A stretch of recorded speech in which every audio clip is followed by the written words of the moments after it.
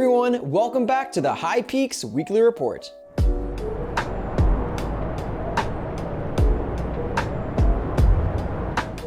Welcome back to a whole new episode. My name is Jonathan, your favorite hiker, and this is the third installment of the High Peaks Weekly Report. Guys, it's going really great, and I am loving your feedback. I really think I'm starting to see a really good vision and future for this series. If you're new, my name is Jonathan. Like I said, I'm a professional photographer and guide here in the High Peaks. And if you are returning, well, you know too much probably about me, and that's scary. But let's get right into it. Starting off with the hiking conditions. What have I hiked this week? Well, if you guys are following my Instagram, which I would definitely recommend you do, because I'm constantly posting to my stories like every single day of me out in the wilderness doing who knows what. Starting with Saturday, beautiful bluebird day. I went up on a guided trip up Mount Van Hovenberg. And then right after that, I went to go do a really nice casual ski to end my day. Beautiful Marcy Dam. Following day on Sunday, I decided to get a little bit crazier with my skiing experience, and I decided to ski up and down Wright Peak. As you see, here's me traversing along the summit of Wright, and here's me skiing down the Wright Peak Ski Trail. Yeah, it looks fun and fast, but it was the first time I was going down it, and it's a wild ride. We got a lot of snow on Sunday, 2 to 6 inches, give or take, which made it for a really nice smooth ride going down the trail. And lastly, I skied Allen Mountain yesterday. I saw a ton of reports from you guys hiking it this past weekend, and I had to give it a go. Beautiful day on Monday, bluebird skies again, but for the skiing particularly, it was fast. I was able to out and back Allen in 6.5 hours on the skis. Skied all the way up to Skylight Brook, dropped my skis right there, ran up with my snowshoes and back down, and then skied all the way up back to the car. Tomorrow, Wednesday, which is the day you are probably seeing this video when I released it, I am climbing the Trap Dike. Probably currently, as you are watching this video released on Wednesday, I am currently climbing up the Trap Dike as we speak. Gonna summit Colden, and then I'm probably gonna go and shoot up Tabletop and Phelps, and then, yes, like you guessed it, ski out. And Thursday is gonna be kind of iffy weather this week. I don't really know exactly what I'm gonna do yet, but I also have a guided trip in the McIntyre Range on Saturday, and my evening on Sunday is also kind of up in the air of what I'm gonna do right now.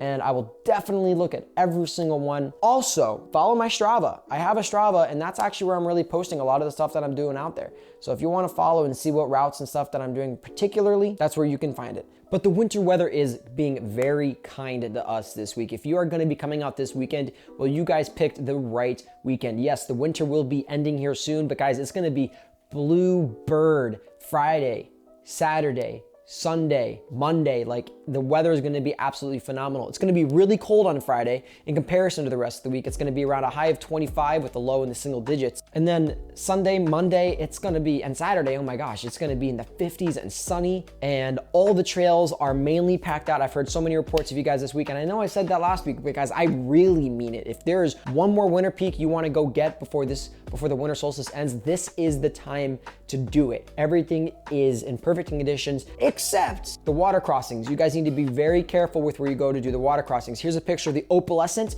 from when I crossed in Allen, but I do know that there's other reports of other parts of other rivers, particularly like Calkins Brook, and I think some parts of Indian Pass might not be entirely passable. I'm not entirely sure what the weather's doing this week, but just take that into consideration with whichever hike you guys are going to be doing. Oh my gosh, the amount of people this past week deciding to just leave their snowshoes in the car simply because we lost a lot of snow and that it was beautiful weather meant automatically to them, oh, it's springtime now, so I guess I don't have to wear snowshoes, when in fact you actually just made the problem a whole lot worse. Here's a video from CJ that he recorded here going up Giant. And the thing is, these post holes didn't go away. The snow was so soft that even people with snowshoes was post holing, but at least you had snowshoes on. I had a moment today to talk to Ranger Press Cashlow about this issue, and he had something pretty interesting to say. I don't have a recording of him, but he said he can't believe the amount of people who are deciding to not wear snowshoes because they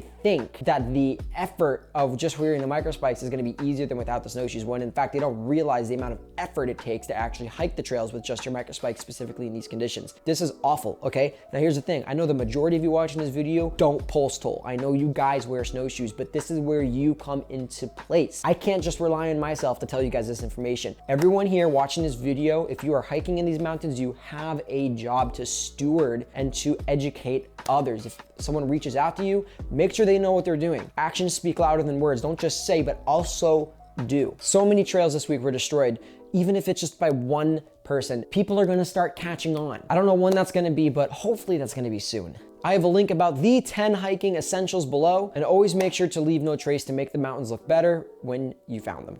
I'll try to make this next segment as quick as I possibly can. This is the local segment. What's going on in the high peaks? Today's topic is about an expanded parking lot. Elizabeth Izzo from the Adirondack Enterprise just published this awesome article. I'll put a link in the description if you guys want to go check that out. But the article is about a proposed agreement between the town of North Elba and the DEC and how they could pave the way for more hiker parking. Here are some highlights from the report. This 20-year agreement authorized by the North Elba Town Council last week would give the town responsibility of paving the 2-mile unpaved section of Adirondack Lodge Road leading up to the extremely busy Lodge Trailhead, which is operated by the AMC. The town could also be responsible for plowing the road during the winters. The agreement repeatedly refers to a plan to build a parking lot at the corner of South Meadows Road and Adirondack Lodge Road, unless another parking solution is agreed to. Remember guys, this isn't saying this is going to happen. This is just an agreement saying, okay, let's start to really think about this. Here's our options. Let's see what happens. This could happen as soon as practical and by no later than 2024.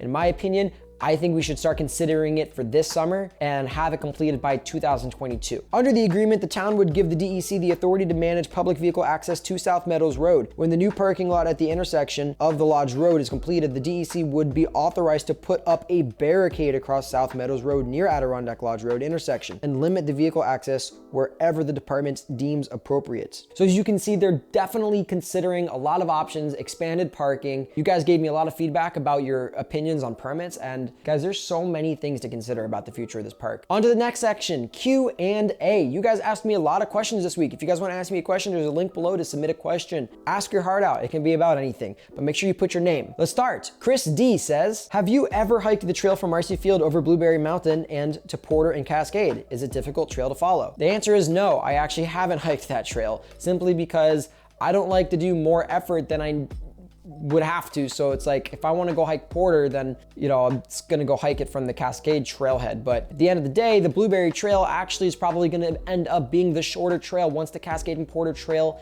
is closed. So I'm sure I'm going to be going up it eventually. Is it easy to follow? It is marked, and I've never heard of someone getting lost on that, but I'm sure someone has. It's definitely a much different way if you want to go up it. Next question comes from Jake. He asks, what are your plans in the upcoming summer? Will you be attempting the unsupported FKT again? As many of you know, I tried the FKT unsupported 46 twice and both failed for two different reasons both times, but you know, we live and we learn.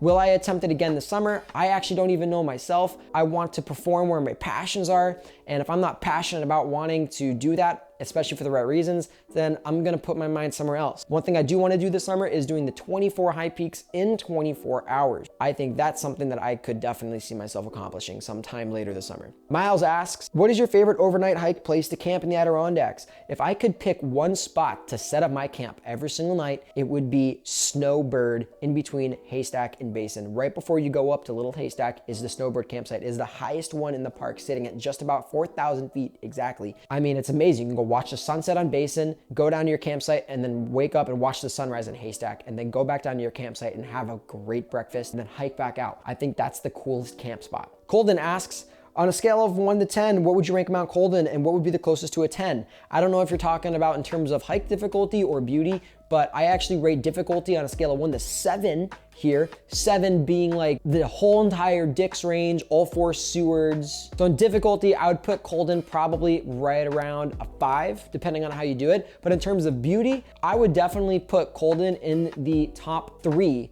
most beautiful mountains in general, what it looks like and its features in the entire park. But all these mountains are beautiful, except Blake. Many of you asked again about my ski setup. I promise in the next weekly report, I'm gonna talk about my ski setup, particularly what I've learned, what I wanna do with it, and what I have and why I have what I have. Aiden asks, how is the hiking normally in the high peaks in late May, early June in terms of trail condition, bugs, and weather? Late May, if you're going up above 4,000 feet, you will still find snow. Okay, mud season doesn't really end till realistically June, but the trails will be wet and muddy and disgusting wherever you go in that month in general. Tons of bugs and mosquitoes are starting to come out. I personally think that's probably the worst time of year to hike. Gosh. And lastly, I think the question was by Milo. What grouping of peaks hike in the high peaks has the best views and largest quantity of good views? I mean, if you can pull it off, the Great Range Traverse. But I personally think that Haystack, Basin, and Saddleback is probably the cream of the crop when it comes to the views and what you're doing for a day. And lastly, the photos of the week. I asked you guys to submit your photos using the hashtag HighPeaksReport on Instagram. First photo is by GR Zegors, NYCZ, from Ampersand. That is a beautiful bluebird day, probably this past Saturday there on the summit of Ampersand. Next, we have a photo by Elena Adventures and with her father, Andrew, hiking up Algonquin on that really, really steep part right before the summit. You guys know what I'm talking about. I just hiked Whiteface and Esther the previous Saturday with Elena and her father. You should go follow Elena. She finished her 46, I think when she was 12, and she's aspiring in all things, and she's actually a pretty cool person to follow. And lastly, we have by Eric Sider and his son Harrison posing here at the sign of Santanoni. They did all 3 peaks this day. And again, the Santanoni range is looking nice and fresh for you guys this weekend if you're planning on hitting that up. You guys have been awesome. Thank you so much for sticking in for the report. If you guys have any criticisms or comments, throw them in the comments below. I'm Jonathan Zaharek. Thank you guys so much for watching this episode of the High Peaks Report, and I will see you next week.